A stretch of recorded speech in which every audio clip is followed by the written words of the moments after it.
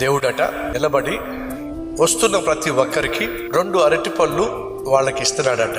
అది చూసిన జనం అంతా కూడా పెద్ద లైన్లో నిలబడ్డారట.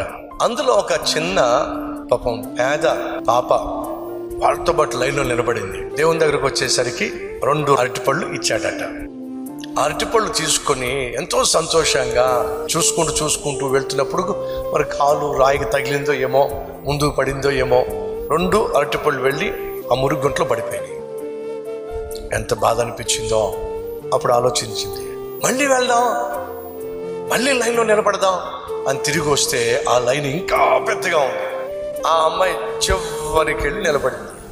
అందరు వెళ్తున్నారు. చివరికి ఆ పాప వచ్చింది. ఆ పాపను చూసి, అమ్మా 2 అరటిపళ్ళు నీ చేతిలోంచి జారి పడిపోయినని చెప్పి నువ్వు బాధపడ్డావు కదా. అవును ప్రభువా, నీకెలా తెలుసు? అలా జారి పడే విధంగా చేసింది నేనే. ఎందుకో తెలుసా?